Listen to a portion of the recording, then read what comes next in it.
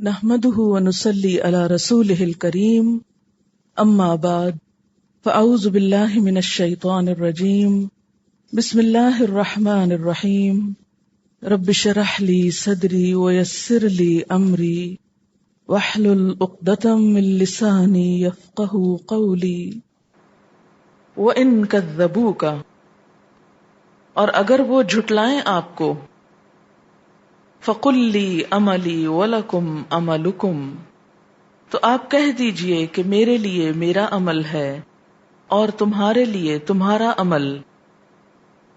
أَنْتُمْ بَرِيئُونَ مِمَّا أَعْمَلُ وَأَنَا بَرِيءٌ مِمَّا تَعْمَلُونَ تم بری الذمہ ہو اس سے جو میں عمل کر رہا ہوں اور میں بری ہوں بیزار ہوں اس سے جو تم عمل کر رہے ہو. ایمان کے رستے پر چلنے کے لیے یہ ایک بہترین جواب ہے اس معاشرے کے لیے جو انسان کو دین پر عمل نہ کرنے دے.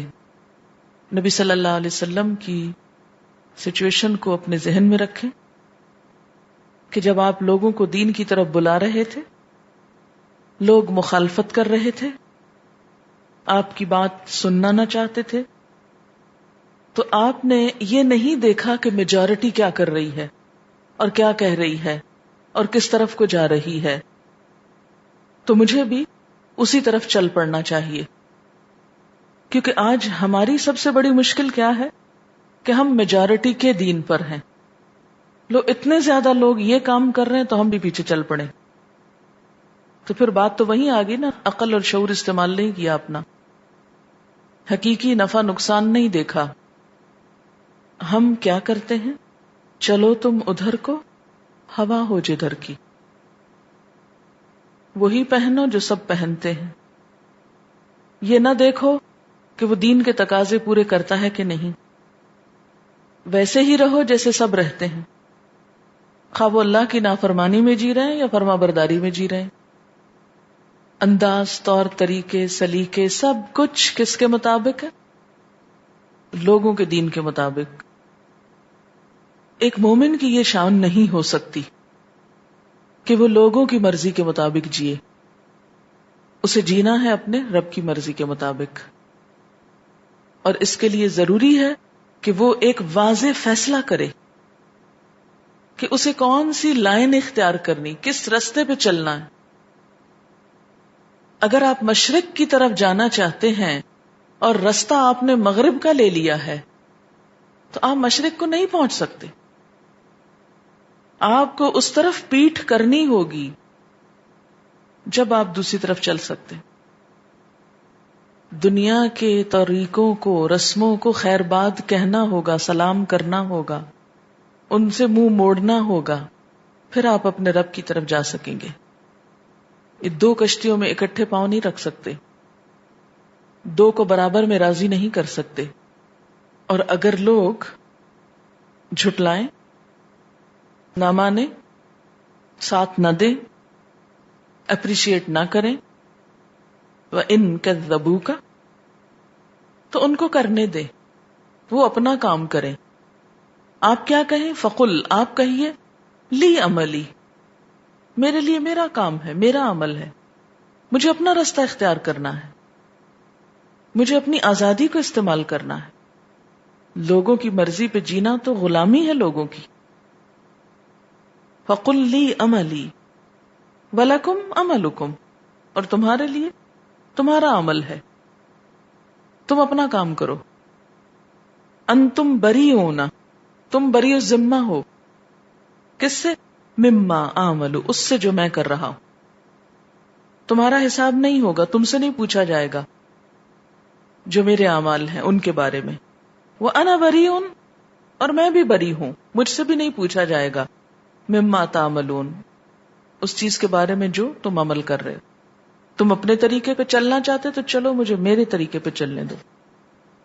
مجھے ہمیشہ یہ بات بہت فائدہ دیتی تھی، خاص طور پر ایسی جگہوں پر جہاں لوگ سمجھتے ہیں کہ حجاب پہننا بہت ہی مشکل ہے.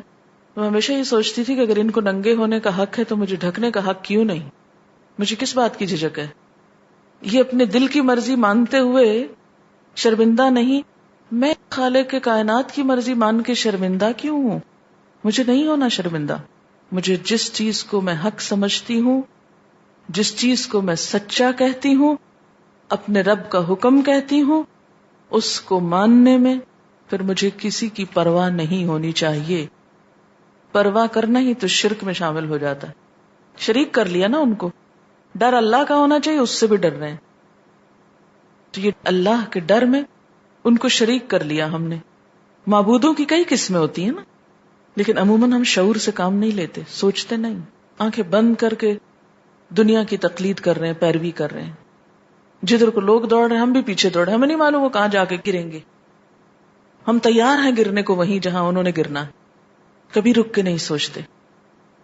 وَإِن كَذَّبُوكَ فَقُل لِّي عَمَلِي وَلَكُمْ عَمَلُكُمْ أَنْتُمْ بَرِيئُونَ مِمَّا أَعْمَلُ وَأَنَا بَرِيءٌ مِمَّا تَعْمَلُونَ. اچھا، وہ جو عموماً آپ پڑھتے ہیں فجر کی سنتوں کی پہلی رکعت میں پڑھی جاتی ہے، حضور صلی اللہ علیہ وسلم کی سنت ہے. کون سی سورت؟ قُلْ يَا أَيُّهَا الْكَافِرُونَ لَا أَعْبُدُ مَا تَعْبُدُونَ وَلَا أَنْتُمْ عَابِدُونَ مَا أَعْبُدُ وَلَا أَنَا عَابِدٌ مَا عَبَدتُّمْ وَلَا أَنْتُمْ عَابِدُونَ مَا أَعْبُدُ لَكُمْ دِينُكُمْ وَلِيَ دِينِ. سورت الکافرون کا ترجمہ ہے، آپ کہہ دیجئے کہ اے کافرو، نہ میں عبادت کرتا ہوں اس کی جس کی تم عبادت کرتے ہو، نہ تم عبادت کرنے والے ہو اس کی جس کی میں عبادت کرتا ہوں، اور نہ میں عبادت کروں گا جس کی تم عبادت کرتے ہو، اور نہ تم اس کی عبادت کرنے والے ہو جس کی میں عبادت کر رہا ہوں. تمہارے لیے تمہارا دین ہے اور میرے لیے میرا دین. تمہارا اپنا دین ہے تو میرا بھی اپنا دین ہے. میں آخر تمہارے دین پہ کیوں چلوں؟ مجھے اپنا شعور استعمال کرنا ہے، اس لیے کہ میں نے اپنا حساب دینا ہے، تم نے میرا حساب نہیں دینا.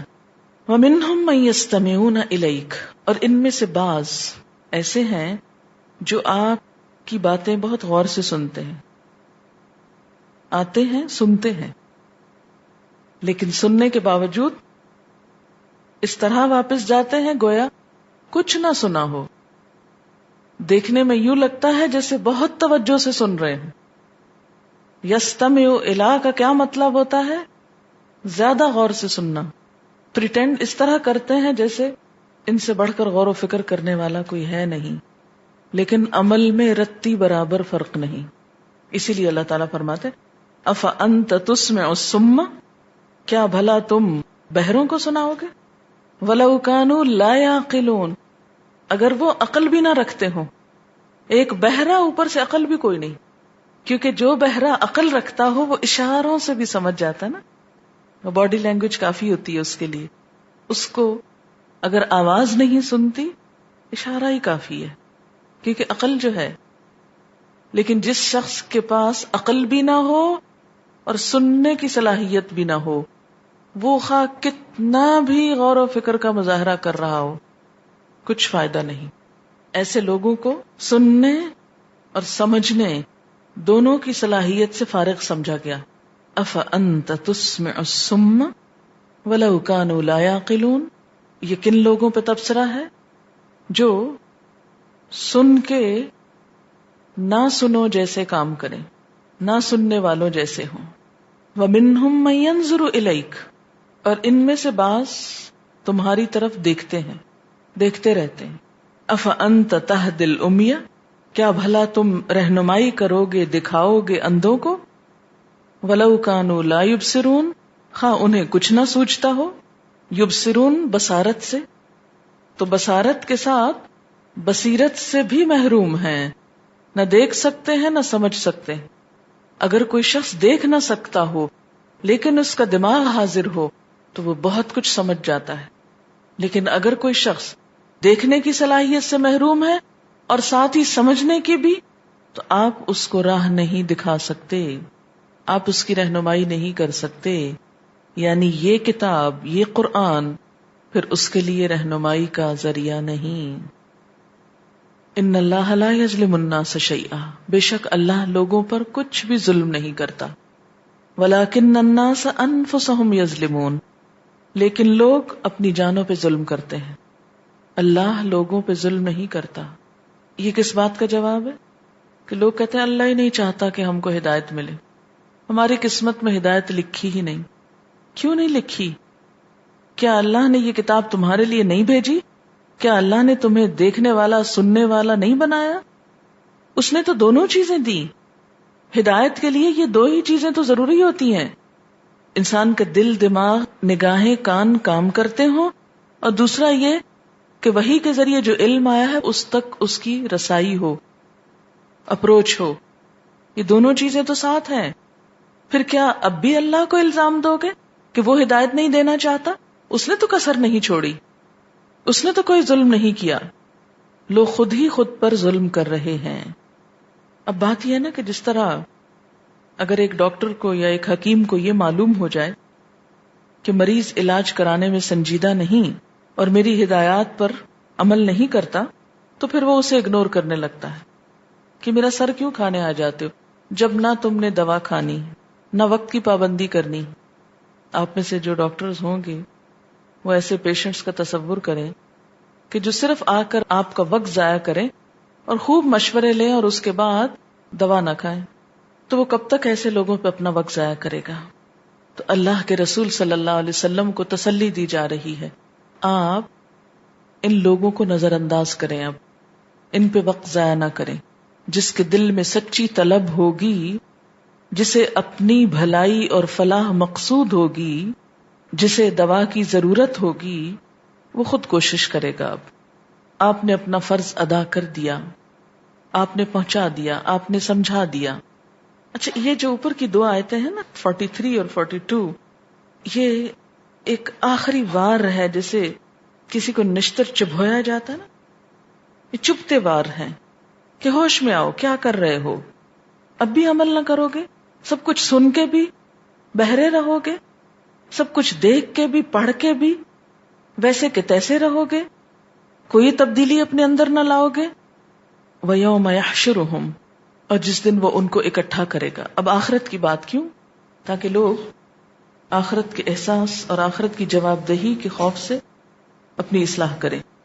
اور جس دن وہ ان سب کو اکٹھا کر لے گا، جمع کر لے گا، كَأَن لَّمْ يَلْبَثُوا إِلَّا سَاعَةً مِّنَ النَّهَارِ، تو وہاں جا کر ان کو ایسا لگے گا کہ گویا کہ وہ نہ ٹھہرے مگر دن کی ایک گھڑی.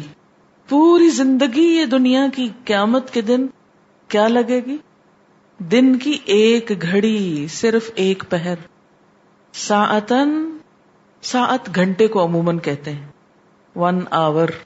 چلے آج کی زبان میں 1 آور نہ بھی کہیں تو ایک گھڑی، ایک پہر جس کو آپ بولتے ہیں. مارننگ کہہ لیں، دوپہر کہہ لیں، ایوننگ کہہ لیں، کچھ کہہ لیں، بس ایک حصہ دن کا. پورا دن بھی نہیں لگے گا. یتعارفون بینہم، ابھی تو آپس کا تعارف ہی ہوا تھا. سورۃ النازعات میں آتا ہے اسی گھڑی کو لم یلبثوا الا عشیۃ او ضحاھا، صبح کا پہر یا شام کا پہر، بس تھوڑی ہی دیر ٹھہر کے آئے، ابھی تو جانا ہی تھا. اور یہ حقیقت نہیں کہ ہم اس دنیا میں آتے ہیں، پہلے بچپن ہوتا ہے، اس میں بہت سی باتیں سمجھ ہی نہیں آتی.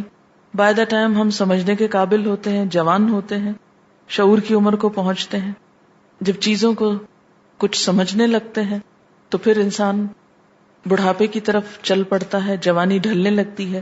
جب میچورٹی کی عمر کو پہنچتا ہے تو بڑھاپے کا خوف آنے لگتا ہے. اور جب ایک انسان کی صلاحیتیں پوری طرح پک کے تیار ہو جاتی، ریٹائر ہو جاتا ہے، ختم. اسی لیے جو عمر بڑھتی ہے نا تو دنیا میں دل زیادہ لگنے لگتا ہے نا، کیونکہ اب دنیا کی کچھ پہچان ہو گئی تھی، زندگی گزارنے کا کچھ سلیقہ آ گیا تھا، رہنے کا کچھ ڈھنگ سیکھ لیا تھا کہ جانے کا وقت آ گیا. بالکل ایسے ہی جیسے آپ کسی بھی نئی جگہ پر جاتے ہیں تو آہستہ آہستہ دل لگنے لگتا ہے نا. جب دل لگنے لگتا ہے تو جانے کا وقت آ جاتا ہے. یتعارفون بین، ابھی تو پہچانا ہی تھا، تعارف ہی ہوا تھا. قد خسر الذین کذبوا بلقاء اللہ، تحقیق نقصان اٹھایا ان لوگوں نے جنہوں نے اللہ کی ملاقات کو جھٹلا دیا. نقصان اٹھایا ان لوگوں نے جنہوں نے اللہ کی ملاقات کو جھٹلا دیا، نہیں مانا. وہاں جا کے حقیقت کھلے گی. وما کانوا مہتدین، اور نہ تھے وہ ہدایت پانے والے. وَإِمَّا نُرِيَنَّكَ بَعْضَ الَّذِي نَعِدُهُمْ، اور اگر ہم دکھا دیں آپ کو بعض حصہ اس چیز کا جس کی ہم ان کو دھمکی دے رہے ہیں، او نتوفینک، یا ہم آپ کو فوت کر لیں، فإلینا مرجعہم، تو ہماری طرف ان سب کو لوٹنا ہے، ثم اللہ شہید علی ما یفعلون، پھر اللہ گواہ ہے اوپر اس کے جو وہ کر رہے ہیں۔ کفار مکہ آپ صلی اللہ علیہ وسلم کے دین کے پیغام کو سن کر کیا انتظار کرتے تھے؟ کس بات کے انتظار میں تھے؟ کہ یہ سب سلسلہ کب ختم ہوتا ہے، یہ فوت ہو جائیں تو یہ سب کچھ ختم ہو جائے، اسی لیے آپ کو قتل کرنے کے منصوبے بناتے رہتے تھے، بار بار ایسے پروگرام بناتے، اور زندگی میں سب سے زیادہ قاتلانہ حملے آپ ہی پر ہوئے۔ یہ ایک تاریخی ریکارڈ ہے کہ سب سے زیادہ آپ صلی اللہ علیہ وسلم کو قتل کرنے کے منصوبے بنائے گئے اور حملے بھی ہوئے مختلف لوگوں کی طرف سے، لیکن ہر بار اللہ نے آپ کو بچایا کہ اپنے دین کی تکمیل کرنا تھی، اور دوسری طرف آپ ڈرتے تھے کہ کہیں اس قوم پر عذاب نہ آ جائے۔ تو اللہ تعالیٰ فرماتے ہیں کہ اگر ہم آپ کو دکھا دیں وہ چیز جس کا ہم ان سے وعدہ کر رہے ہیں، یعنی عذاب، اگر آپ کی زندگی میں ان پر عذاب آ جائے، یا پھر ہم آپ کو فوت کر لیں، یعنی آپ کے دنیا سے جانے کے بعد، تو دونوں ہی صورتوں میں کیا ہے؟ فَإِلَيْنَا مَرْجِعُهُمْ، ہماری طرف ان کو لوٹنا ہوگا، بہرحال انہیں ہماری ہی طرف آنا ہوگا۔ ثُمَّ اللَّهُ شَهِيدٌ عَلَى مَا يَفْعَلُونَ، پھر اللہ گواہ ہے اس پر جو وہ کر رہے ہیں، یعنی جو کچھ یہ کر رہے ہیں وہ سب اللہ کی نظر میں ہے، اور قیامت کے دن اللہ تعالیٰ ان کو پوچھ لے گا۔ یعنی دنیا کی سزا کا انتظار کرتے ہو، وہ اگر نہ بھی ملی تو کیا خدا کی طرف واپس نہیں جانا؟ وَلِكُلِّ أُمَّةٍ رَسُولٌ، اور ہر امت کے لیے کوئی نہ کوئی رسول رہا ہے، جیسے کہ بنی اسرائیل میں آتا ہے وَمَا كُنَّا مُعَذِّبِينَ حَتَّى نَبْعَثَ رَسُولًا وَإِن مِّنْ أُمَّةٍ إِلَّا خَلَا فِيهَا نَذِيرٌ، ایک اور جگہ پر آتا ہے کہ ہر امت میں کوئی نہ کوئی خبردار کرنے والا ضرور آیا۔ وَلِكُلِّ أُمَّةٍ رَسُولٌ فَإِذَا جَاءَ رَسُولُهُمْ، پھر جب ان کا رسول آ جاتا ہے، قُضِيَ بَيْنَهُمْ بِالْقِسْطِ، تو ان کے درمیان انصاف کے ساتھ فیصلہ کر دیا جاتا ہے۔ وَهُمْ لَا يُظْلَمُونَ، اور ان پر ذرا برابر بھی ظلم نہیں کیا جاتا۔ گویا کسی رسول کا انسانوں تک آنا اس گروہ پر اللہ کی حجت کا پورا ہونا ہے، ذمہ داری کا پورا ہونا ہے کہ اللہ نے بندوں کی ہدایت کا سامان کر دیا، اس کے بعد صرف فیصلہ ہی باقی رہ جاتا ہے، مزید کسی اتمام حجت کی ضرورت نہیں رہتی، اور وہ فیصلہ انصاف کے ساتھ کیا جاتا ہے کہ رسول کی بات مان لیں، عمل بدل لیں تو اللہ کی رحمت آ جائے گی، اور اگر نہ مانے تو عذاب آ جائے گا، اگر دنیا میں نہیں تو آخرت میں آ جائے گا۔ وَلِكُلِّ أُمَّةٍ رَسُولٌ، ہر امت کا کوئی نہ کوئی رسول ہوتا ہے۔ فَإِذَا جَاءَ رَسُولُهُمْ، جب آ جائے گا ان کا رسول، کب؟ قیامت کے دن۔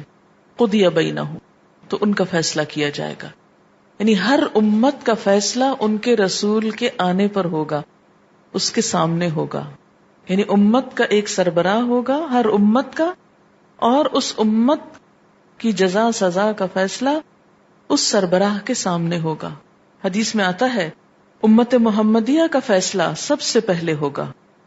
کبھی آپ نے وائوا دیا کہیں آپ کی کلاس کا، جیسے اورل ٹیسٹ ہو یا کچھ، تو سب سے پہلا نام جس کا بولا جاتا ہے، زیادہ گھبراہٹ کی بات ہے نا، اس میں یہ نہیں کہ ہم نمبر 1 ہوں گے قیامت کے دن، وہ تو الگ بات ہے، لیکن پہلا حساب امت محمد صلی اللہ علیہ وسلم کا ہوگا۔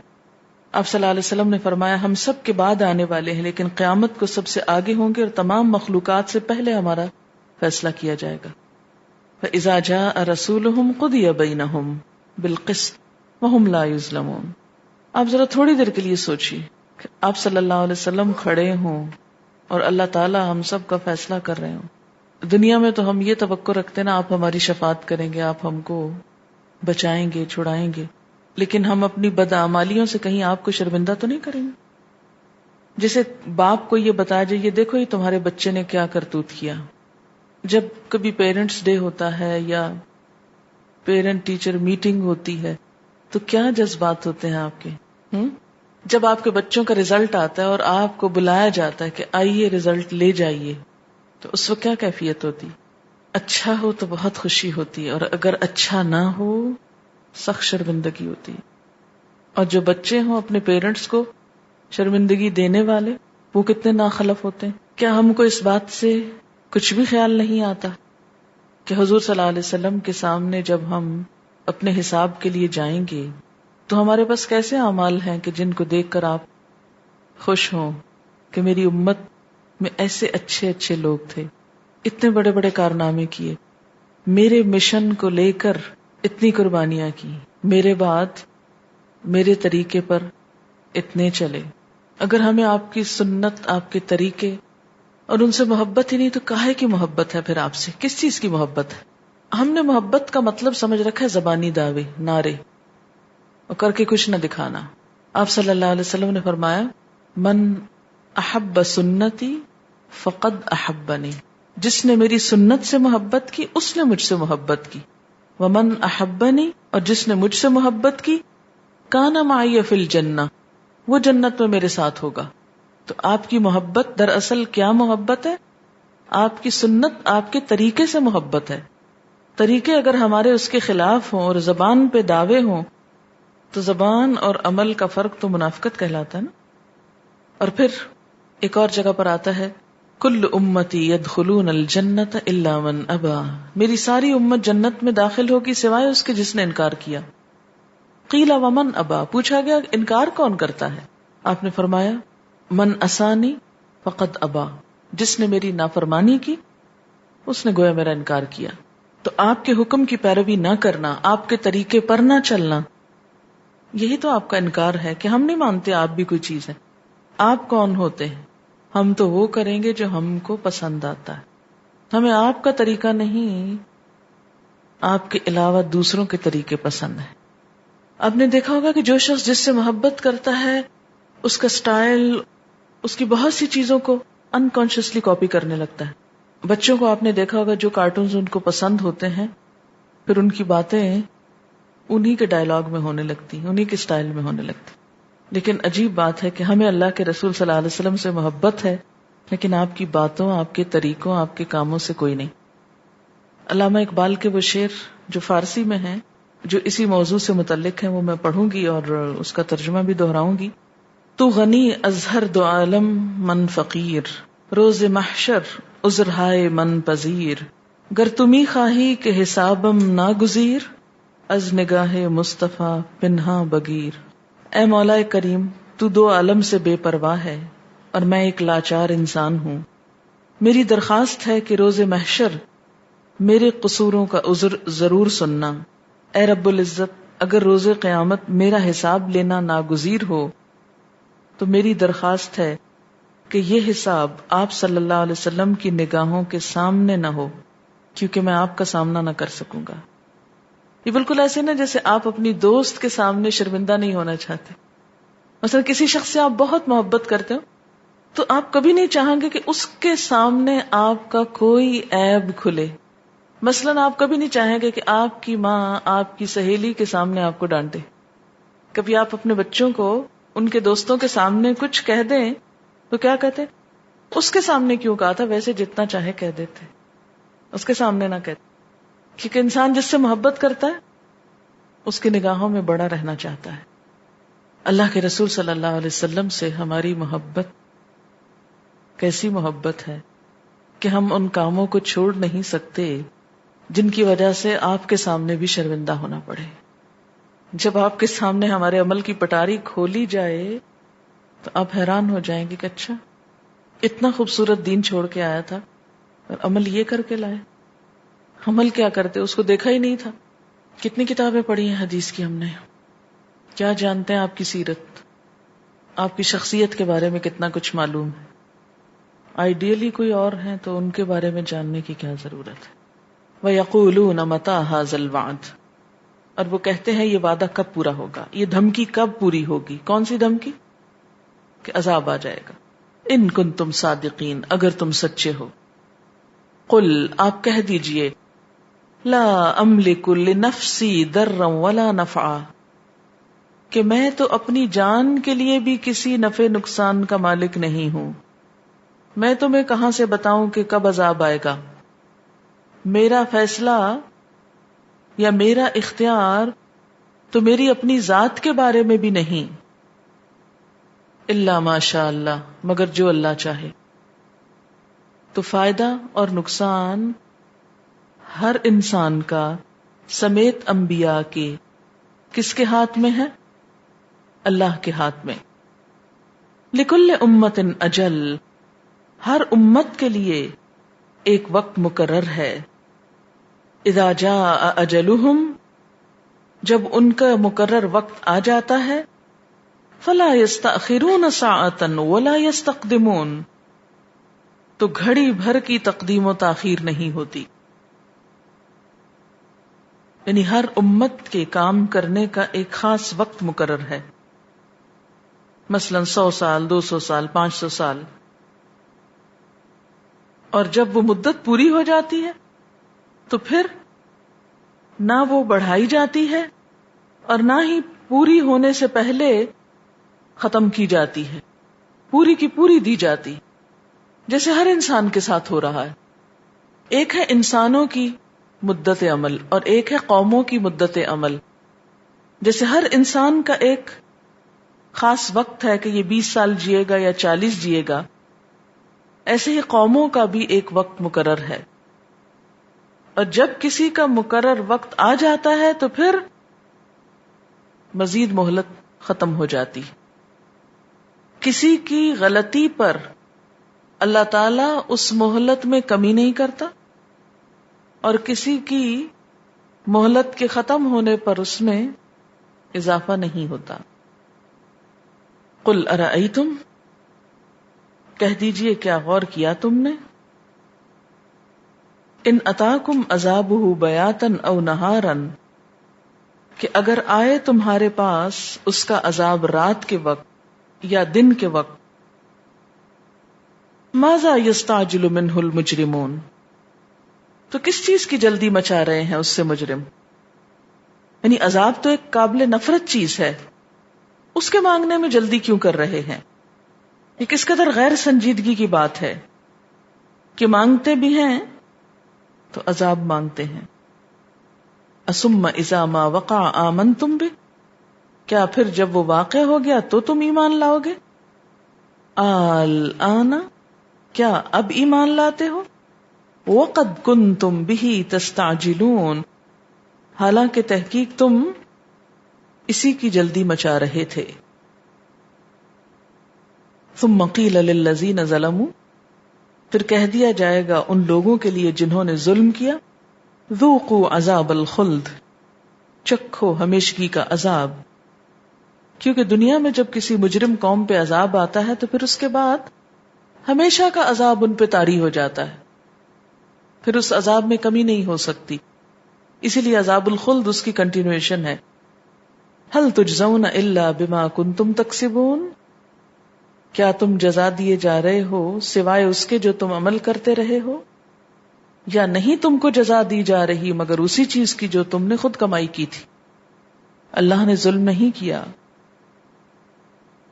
وَيَسْتَنبِئُونَكَ، پر آپ سے پوچھتے ہیں، احق ہو، کیا وہ سچ ہے، کیا عذاب کا آنا بالکل برحق ہے.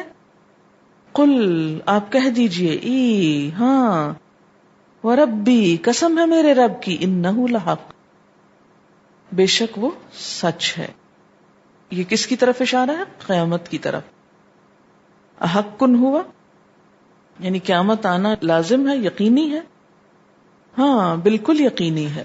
وما انتم بمعجزین، اور تم اللہ کو عاجز نہیں کر سکتے.